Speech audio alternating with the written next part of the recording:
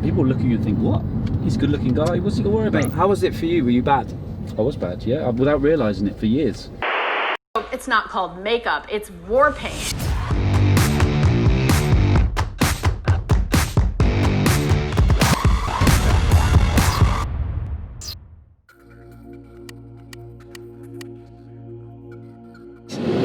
Darren is basically me. We were just chatting about everything when it comes to not anxiety, but you know how people are conscious. Where Darren's just mentioned that he wouldn't wear a top like this because he would be. Do you mind me talking about this? No. Sure. He would be conscious about sweat marks. So he said his hair is really conscious about it. So he gets his hair cut once a week.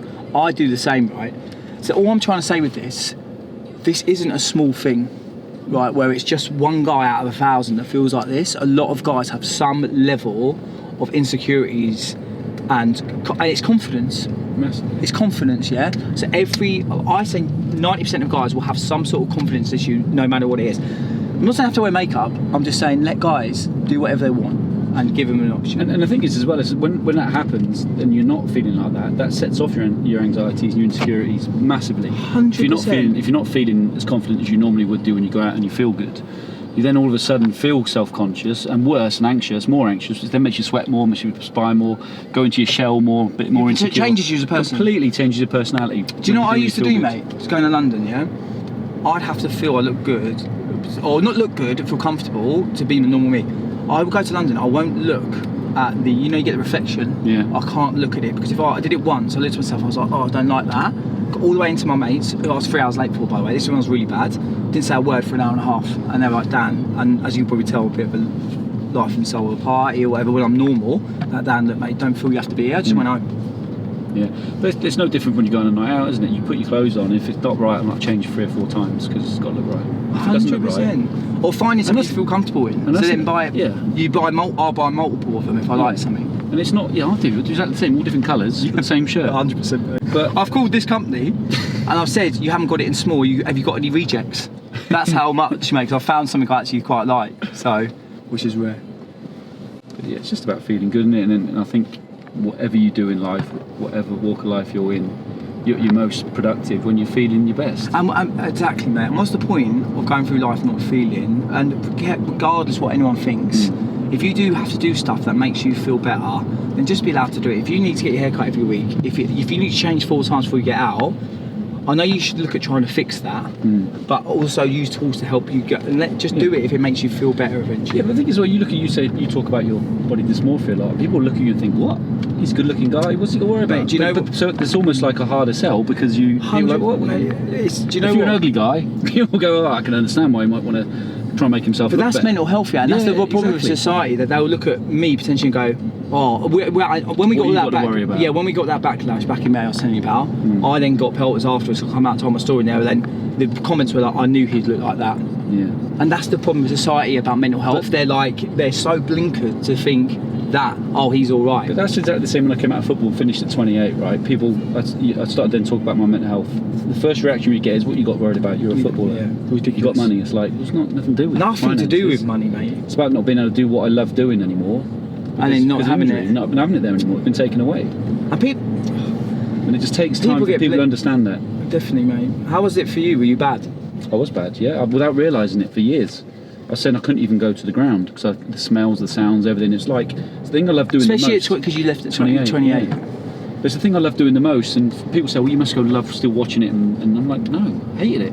Yeah, it's that constant feeling of not being reminder. able to... Yeah, because I couldn't do it anymore. My mates were still doing it. They say, well, you can go watch your mates playing. No, you're right, I'd rather not. So I stayed away from it completely.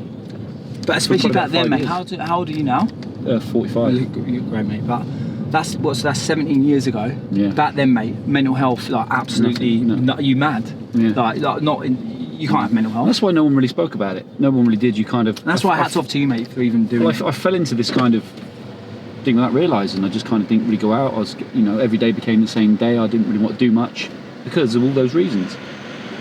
But then you start to speak about it, and it opens up to others. And it makes you feel better, mate, doesn't it? If you speak about it. I found that because I didn't speak about it for years, and then I broke down, mate, at 4 o'clock in the morning, pissed to my mother-in-law. I said, because I thought I was losing my hair, so for 2 years it rules my life. Yeah. As soon as I start talking about it, and they're like, oh, it's okay, like, we'll help you, like, At least I can talk to someone. I needed to speak to someone who understood it and Or been through it. and just empathic, who'd listen. But Darren, that's why you're going to make a difference. Honestly, he's putting a story out like that, because if one person resonates with it and agrees, like, actually, and that's all I'm trying to get across as well, just to say it's all right to feel like that. Yeah, well, you know, the thing is, well, it changed you as a person. I'm massively different to where I was 10, 15 years ago as a person. I'm massively In what more sense? empathic Oh, yeah. than I was. Being in football, because it's quite an isolated place to be. It's quite a sheltered place. It's quite a kind of a bubble. You're quite selfish, and to be an elite sportsman, you have to be, because you've got to be so driven to succeed to get where you want to be. But that has the other effect of that. When you come out of it and you still act like that, you realise that's not like normal life. And actually, people judge you differently. Yeah. And all of a sudden, you know, these things happen, and you. And then when you're feeling like that and you're acting like that, people are even further like, oh, well, he's not got nothing wrong, because you're probably being selfish in a sense. Yeah, they think you're just arrogant. You don't want to speak to them. But actually, I was the other way around. I just didn't want to speak to people because I felt self-conscious and I couldn't speak to them. That was the difference. Do you know, it gives me goosebumps talking about this sort of stuff with someone, like, because it just hammers home the point that It's out there. perceptions, and that's what it is. And people were judgmental. But I don't think you really, and it's a difficult thing to say, but I don't think you really understand mental health unless you've suffered from it. And you know the other thing with mental health, mate, it never gows. No, You'll never ever cure it, mate. You just got to definitely. learn how to deal with it. Yeah. Yeah, I was on meds for years. I come off them about 6 months ago. Not so young now. Were you? Well, did it? So I was there. That's the doctor he tried to describe me with. It's great. Do you know what? At the time, it was great because I needed it, and it took the edge off. It took the edge off massively, so I just didn't feel too high, didn't feel too low. But you become dependent on it. no.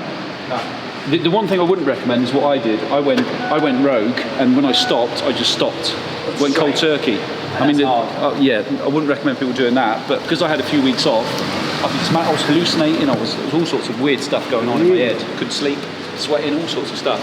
But then when you come off them, because I knew how to deal with it differently now to what I did then, I can manage it much better. And actually being off the meds. Yeah, because you're almost relying on that. Yeah, I'm saying, well, that'll fix it. And you're constantly. And then if you were sick, you were like, "Oh, is the medication working?" And you panic about that. So it was like I needed to be off them, so I knew that actually what I was dealing with, I could deal with myself now, but I was in control of it rather than feeling the medication was in control. Because that then changed my perception of medication. But it helped me at the time when I was in that real depths of it. It helped me because it got me out of that. But then once I was out of it and I felt like I was comfortable. That should be for a certain point. I felt in control. And once I was in control, I felt better about it. And that kind of changed my pattern to way of thinking and how it was working. But thanks for sharing this. in sport, honestly, it's weird because to be an elite athlete, you have to have a little bit of anxiety about it. You have to be a little bit on edge in football in particular because it's just it's in your DNA to be like that. It's really going out for a game. Of course, yeah. But how did you find it in the changing rooms? Fine. Because everybody's like it. Yeah. They're all like it. The same. Honestly, you wouldn't believe it's an absolute minefield for mental health within football. But it's just a weird place to be. But things are massively different to what they used to be. So much more of acceptance. Lots of clubs have got mental health officers inside their clubs now. But that's when I started people talking about it. Well, when I started to campaign about it, I had players ringing me out. I've never spoken to before. Do you know what? This is exactly what you're just saying. I talked about this earlier. Where are we going? Good at Jay. Yeah, I talked about this before. The amount of messages I get personally on my personal Instagram that will scare people. Yeah. Because men reach out and go, "Oh my God, I feel like you do. Like, can I just tell you my..." And all they want to do is tell them the story. They don't want help. They just want us to be able to do this. I'm not telling anyone this. It's like a massive weight off it. It's like sticking a pin in the balloon, like just releases that pressure and those feelings of it. It's weird. Football's a great place to get messages out, but football is also the hardest place to make people understand. Right, this is for me with Norwich. I want it to be amplified. And listen, I want backlash out of this. I want other fans and people say it's ridiculous, it's gay, it's just, because that starts this whole conversation. You go, well, other people come out, is it really? And the debate starts. Yeah. Without the debate, nothing changes. Yeah. The amount of stick, when I first come out about my mental health, the amount of stick I would get about what you've got to be worried about, you're a footballer. It's like, I mean, it's such an ignorant statement to make.